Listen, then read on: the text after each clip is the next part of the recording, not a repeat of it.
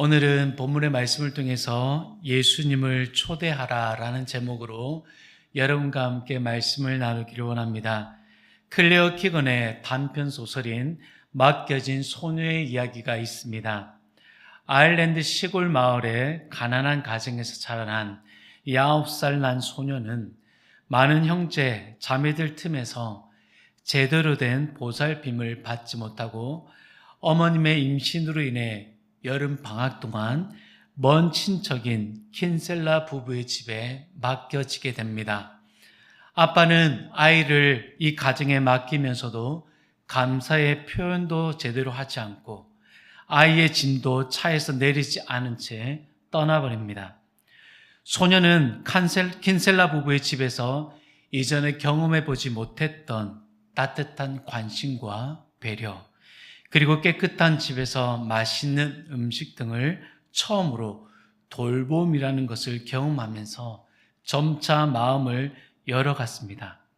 어린 소녀의 마음속에 새로운 감정이 움트게 되고 소녀 스스로가 사랑받고 있는 존재라고 인식하게 됩니다. 하지만 소녀는 이 킨셀라 부부를 통해서 깊은 사랑을 경험하지만 자신이 속한 현실과의 괴리감 때문에 혼란스러워합니다. 여름방학이 끝나자 킨셀라 부부는 이 소녀를 집으로 데려다 줍니다.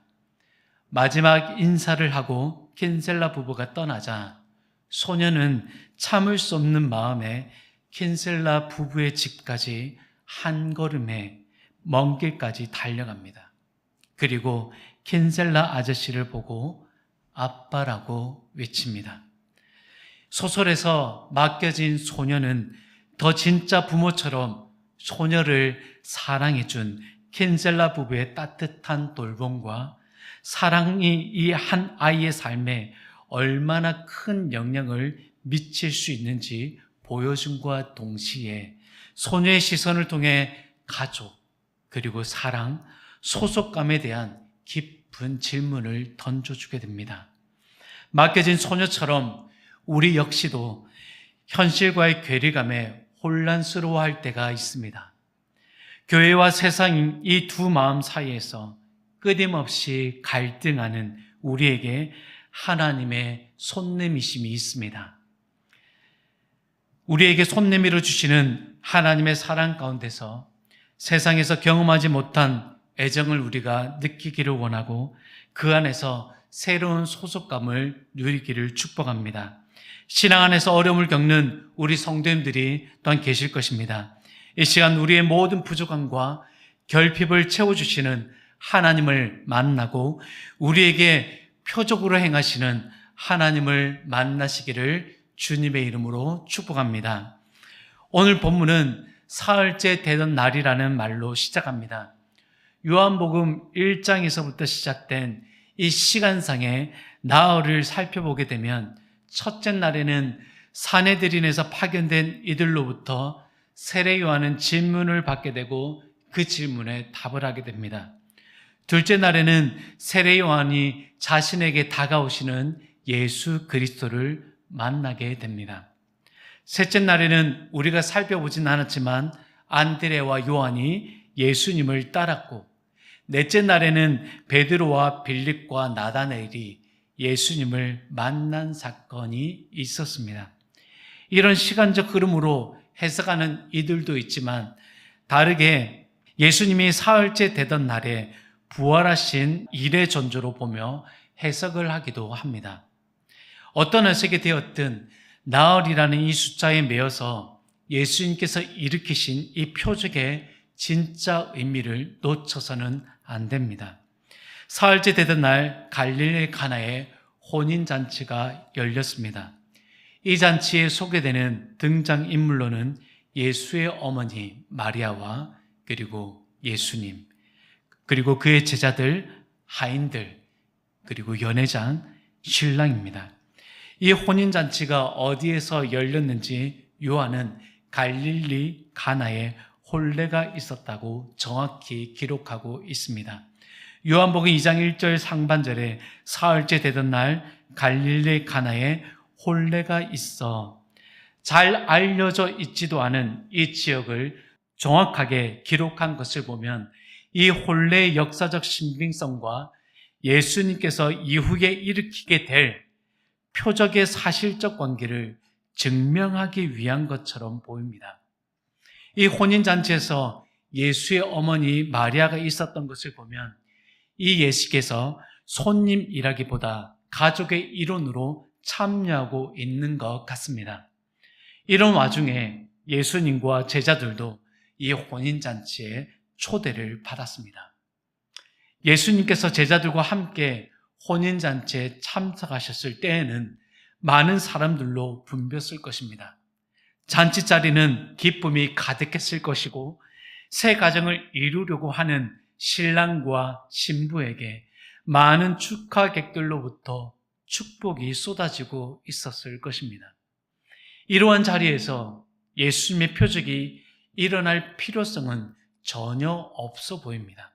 그런데 예수 그리스도의 공생의 시작을 알리는 이 중요한 시점이 혼인잔치인 것처럼 일어나지 않아야 할 문제가 발생하게 됩니다. 요한복음 2장 3절을 함께 읽겠습니다. 포도주가 떨어진지라 예수의 어머니가 예수에게 이르되 저들에게 포도주가 없다 하니, 넉넉하게 준비했을 만도 한 포도주가 떨어진 것을 보게 되면 생각지도 않은 많은 축하객들이 와서 이런 일이 벌어졌을까요? 현대사회처럼 당시의 혼인잔치는 하루 만에 끝나는 잔치가 아니었습니다. 당시 결혼 풍습은 가족과 친척 그리고 지인들이 함께 모여서 일주일간의 기간 동안 잔치를 벌였다고 합니다. 모든 사람들에게 음식과 음료를 제공해야 했으니 음식의 양은 풍성하게 준비해야 했습니다. 그런데 일주일 동안 진행되는 이 잔치자리에 포도주가 떨어져 버린 것입니다. 개인적 경험으로 결혼식장에서 음식이 모자란다거나 하는 경우들은 저도 본 적은 없습니다. 그런데 만일 포도주가 떨어진 이 혼인잔치에 제가 만약 당사자로 있었다면 안절부절 못하고 축가객들 한 사람 한 사람에게 찾아가서 죄송하다라고 머리를 숙이다가 그날 잔치자리는 엉망이 되었을 것 같습니다. 포도주가 떨어진 것이 별 문제가 되지 않는다면 포도주가 다 떨어졌으니 내일 다시 마련해 놓겠다라고 말을 하고 다른 것을 대체할 수도 있습니다. 하지만 당시 결혼 풍습으로 볼 때 말로 대체할 수 있는 그런 간단한 문제는 아니었던 것 같습니다. 하객들에게 내놓을 포도주가 떨어진 것은 당시로서는 심각한 결례였던 것입니다. 그런데 포도주가 떨어진 것을 알아차린 마리아가 취한 행동은 잔치자리를 관리하는 연회장이 있었음에도 그에게 찾아가 말하지 않았다라는 것입니다. 연회장은 잔치 전반을 책임지고 진행해야 하고 잔치의 모든 일이 원활하게 진행되도록 감독해야 합니다. 축하하러 온 손님들에게 음식과 음료의 품질을 관리하도록 하고 부족한 것이 없는지 확인해야 합니다. 연회장이 잔치자리에 있었음에도 마리아가 말하지 않았던 이유가 무엇 때문이었을까요? 연회장에게 문제를 말한다 할지라도 그에게 딱히 해결할 방안은 없었을 거라고 생각했을까? 그런 일은 없겠지만 연회장으로부터 충분히 준비하지 못한 것에 대한 질책이 듣기 싫어했을까요? 어떤 이유가 되었든 포도주가 떨어진 이 난감한 상황은 부족을 넘어 잔치의 기쁨을 빼앗아갈 위기에 처해 있었습니다. 사랑하는 여러분, 우리에게도 혼인잔치에 있어야 할 포도주가 떨어진 부족과 결핍을 마주할 때가 종종 있습니다. 더불어 살아가는 사회에서 사랑이나 지지의 결핍이 심할수록 우리 스스로 고독해지기도 하고 깊은 우울감에 빠질 수도 있습니다. 부족한 경제적인 어려움은 생존의 어려움을 느끼게 하고 불안함과 스트레스를 초래하여 삶의 기쁨을 한순간에 앗아갈 수도 있습니다. 바쁜 일상 속에서 여유의 부족은 자기 자신조차 챙길 시간이 없다고 하여 가족이나 친구, 주변에 관계된 이들에게 소홀하게 대하게 되고 나중에는 후회로 가득 쌓이게 될 수도 있습니다. 의식주에 대한 불편함이 없는 이 시대에는 신체적인 건강과 정신적 건강의 부족이 두드러지게 나타나고 있고 이로 인해 삶은 무기력해지고 육체적인 고통으로 인하여 일상의 감사와 기쁨을 놓칠 수도 있습니다. 심지어는 비교와 우월의식에 젖어 있는 이 사회에서 자신의 상황이 비관적으로 보여져 삶의 방향성과 목표를 상실하고 삶의 의미를 찾지 못하는 경우도 발생할 수 있습니다. 이러할 때 혼인잔치를 관리하는 연희장처럼 전문가들에게 우리가 찾아가 도움을 구할 수 있습니다. 하지만 도움을 구하고 싶지만 내 자신에 있는 치부를 드러내고 싶지 않는 그 모습 때문에 우리는 그 수치심을 또한 들춰내야 되는 두려움이 남아 있습니다. 이러한 상황 속에서 내가 할 수 있는 것이 무엇이 있을까요?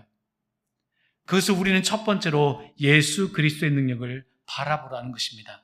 요한복음 1장 3절과 4절 말씀을 함께 읽겠습니다.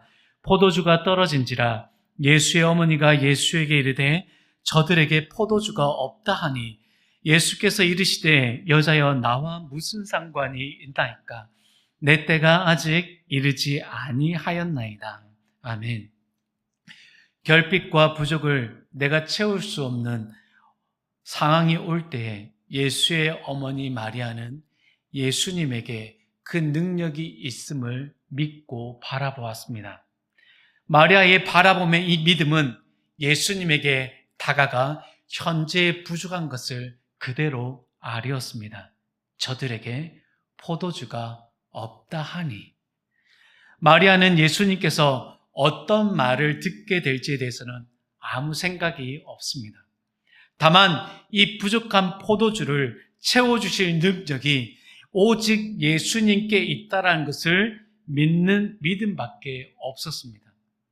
어머니 마리아의 요청에 대해서 예수님께서 당황스러워하지 않으셨을까요? 예수님은 포도주가 없다고 하는 어머니 마리아의 말씀에 이렇게 대답하십니다. 여자여, 나와 무슨 상관이 있나이까? 내 때가 아직 이르지 아니하였나이다. 여기서 예수님께서 어머니 마리아에게 여자여라고 표현한 것은 여성을 비하하는 표현이 아닙니다. 1세기 갈릴리 문화에서는 여성들에게 인사나 말을 건네는 일상적인 표현들입니다. 이어 예수님께서는 나한테 그런 능력이 있지만 지금은 때가 아니라고 어머니 마리아에게 말씀하셨습니다. 내 때가 아직 이르지 아니했다. 지금은 나와 관계가 없는 일이다라고 말씀하신 것은 여러 가지 의미로 해석할 수 있습니다. 첫째는 부족한 포도주를 채우기 위해서 예수님께서 오신 것이 아니라는 의미일 수 있고, 다른 의미로는 예수님이 죽음이라는 대가를 치러야 할 때가 아니라는 의미일 수 있습니다. 표적과 예수님의 죽음과 무슨 상관이 있는가라고 볼 때 예수님께서 이후에 표적을 행하실 때마다 사람들의 환호를 받습니다. 하지만 종교 지도자로부터 미움을 받게 되죠. 요한복음 11장에서는 죽은 나사로를 예수님께서 살리신 사건으로 인해 예수님을 죽이기로 종교 지도자들이 모의하기 시작하였었죠. 이렇듯 예수님의 표적은 예수님의 죽음의 그때가 점점 가까이 오고 있다는 것을 암시하기도 하는 것입니다. 잔치자리에 포도주가 떨어진 것은 예수님의 때와 전혀 맞지 않았습니다. 하지만 예수님에게는 이 떨어진 포도주를 다시 채워주실 능력이 있다는 것은 분명한 사실입니다. 여러분 믿으십니까? 아멘. 우리에게 그러한 믿음이 있다면 지금 여러분이 부족하게 느껴지는 것에 대하여 예수님께 가지고 나아가십시오. 그분이 어떤 말씀을 하시든 예수님에게 능력 있으심을 믿고 그분 앞에 나아가 아뢰십시오. 마리아처럼 예수님과 아무 관계가 없다란 말을 듣게 될지라도 예수님께 아뢰십시오. 때론 우리의 삶은 앞뒤를 가리지 않고 막무가내로 나가야 할 때가 있습니다. 왜냐하면 그 상황 속에서 내 힘으로 할 수 없는 것들이 많이 있기 때문입니다. 내가 부딪힌 상황에서 내가 할 수 있는 것은 능력이 있으신 예수님을 믿음으로 바라보고 아뢰는 것입니다. 조금 더 의심하지 말고 마리아처럼 예수님께 나아가 하나님께 요청하는 저와 여러분이 되시기를 축복합니다. 예수님께 도움을 요청한 마리아는 이후에 예수님께 그럼 제가 어떻게 하면 되겠습니까? 라고 물어야 합니다. 나에게 어떤 말씀이라도 하시면 내가 그것을 듣고 그대로 하겠습니다. 라고 말이죠. 그런데 예수님께 도움을 요청하고 마리아는 곧바로 사라집니다. 그리고 그 순종을 하인들에게 토스하고 사라져 버립니다. 요한복음 2장 5절을 함께 읽겠습니다. 그의 어머니가 하인들에게 이르되 너희에게 무슨 말씀을 하시든지 그대로 하라 하니라. 아멘. 마리아의 지시를 받은 하인들의 입장들이라면 마리아가 들은 말씀을 자신들에게 전하면 될 것인데 뭐가 바쁜 일이 있어 자리를 피하는 것인지라고 생각할 수 있습니다. 하지만 마리아가 하인들에게 순종을 요구한 것은 예수님의 능력을 믿음으로 자신의 생각을 내려놓고 하나님의 뜻을 따르겠다라는 지시였습니다. 마리아에게 예수님을 향한 믿음이 없었다면 예수님께 도움을 요청하지도 않았을 것입니다. 마리아에게 예수님을 향한 믿음이 없었다면 예수님께서 시키신 일에 대하여 하인들에게 듣지 말라고 전했을 것입니다. 마리아에게는 예수님을 향한 강한 확신과 믿음이 있었고 그에 대한 진정한 순종의 모습을 하인들에게 지시한 것입니다. 마리아가 하인들에게 순종을 지시한 것은 목사가 성도들의 어려운 상황을 듣고 하나님의 말씀에 순종하시면 됩니다라고 말하는 것과 같습니다. 순종을 통해 얻게 되는 이 놀라운 결과물을 믿음으로 보기 때문에 그렇게 권하는 것입니다.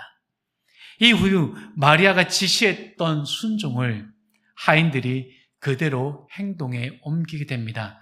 요한복음 2장 7절 예수께서 그들에게 이르시되 항아리에 물을 채우라 하신즉 아기까지 채우니 하인들의 이 첫 번째 순종은 항아리에 물을 아기까지 채우는 것이었습니다. 쉬울 것 같지만 이 순종이 만만치 않은 어려운 순종이었습니다. 예수님께서 물을 채우라고 한 항아리는 어떤 항아리입니까? 요한복음 2장 6절에 거기에 유대인들의 정결 예식을 따라 두세 통 되는 돌 항아리 6이 놓였는지라.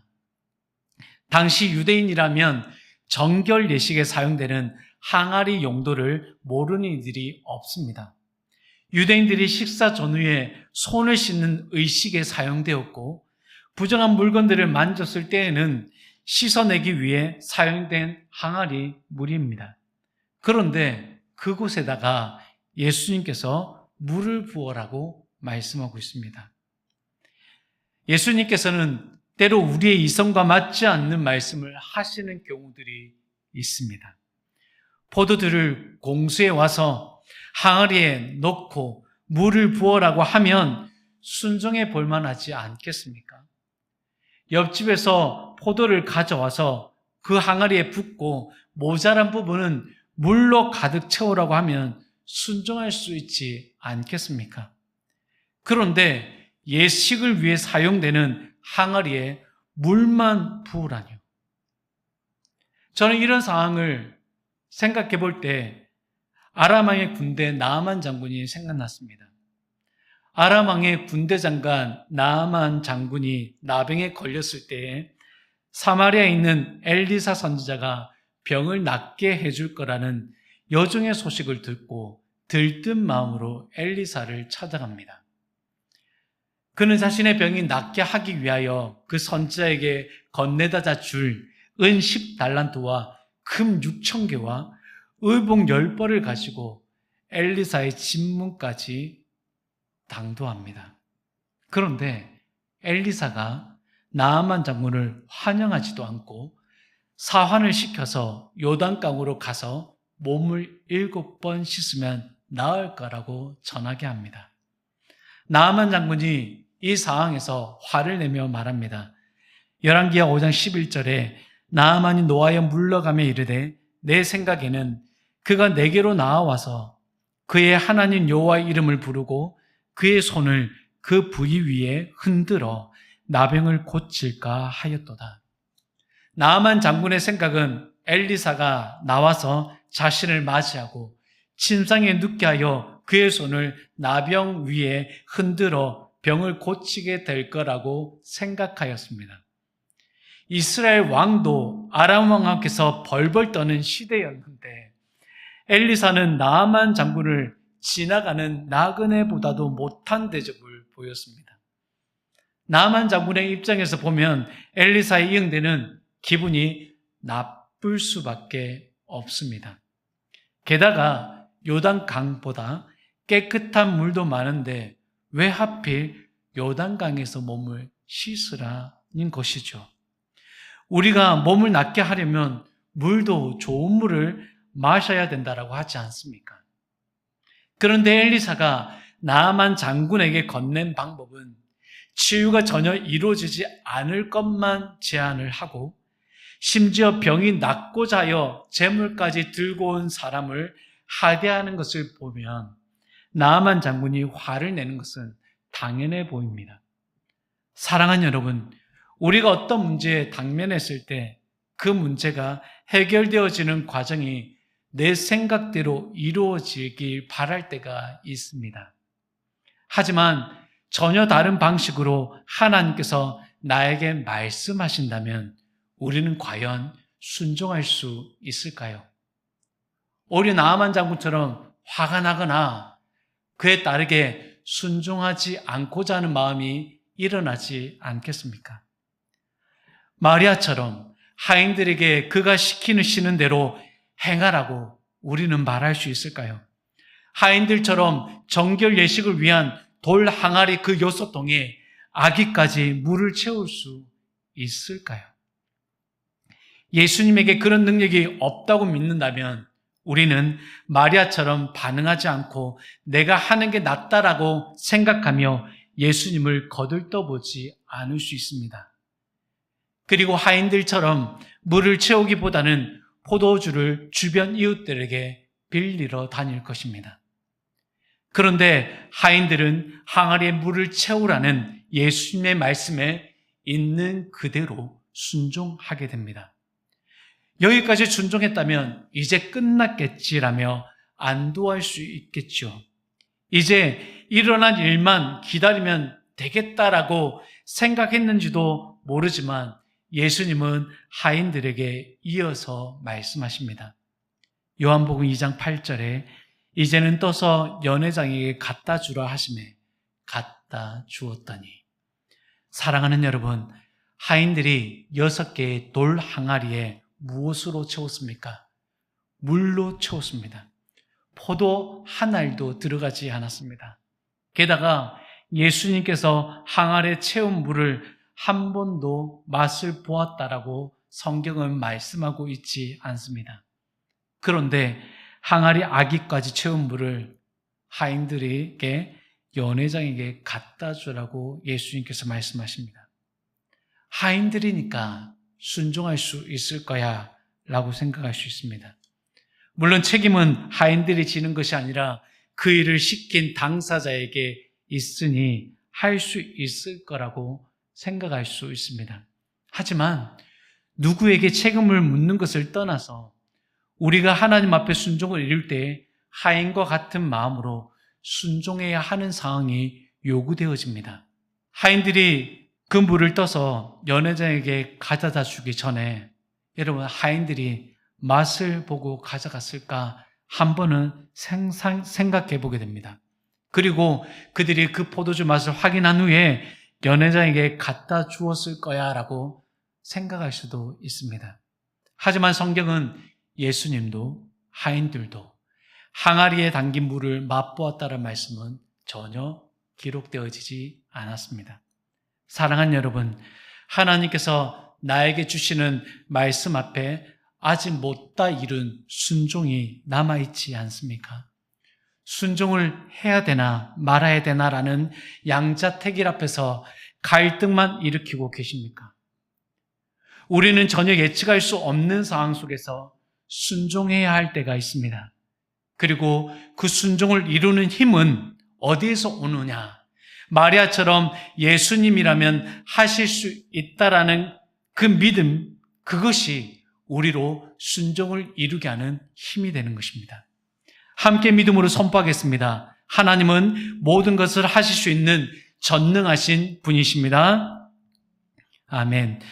마지막으로 우리는 이 순종의 결과물을 함께 살펴보겠습니다. 요한복음 2장 9절로 10절 말씀을 한 목소리로 합독하여 읽도록 하겠습니다. 연회장은 물로 된 포도주를 맛보고도 어디서 났는지 알지 못하되 물 떠온 하인들은 알더라. 연회장이 신랑을 불러 말하되 사람마다 먼저 좋은 포도주를 내고 취한 후에 낮은 것을 내거늘 그대는 지금까지 좋은 포도주를 두었도다 하니라. 마리아의 믿음, 하인들의 순종은 물이 포도주가 되는 놀라운 일이 일어났습니다. 그것도 가장 좋은 포도주로 말입니다. 연회장은 알지 못했지만 물 떠온 하인들은 그 모든 과정을 지켜보아서 알고 있었습니다. 예수님은 하인들에게 물 항아리에 물을 채우라고 지시하시고 그 물을 포도주로 변화시키시는 놀라운 표적을 행하셨습니다. 이는 예수 그리스도께서 창조주로서의 권능을 가지고 계심을 보여주셨고 최상의 포도주로 잔치의 기쁨을 더하여 주셨습니다. 물을 포도주로 만드신 이 예수님의 표적은 우리의 삶을 차원 높은 기쁨으로 더하여 주실 줄 믿습니다.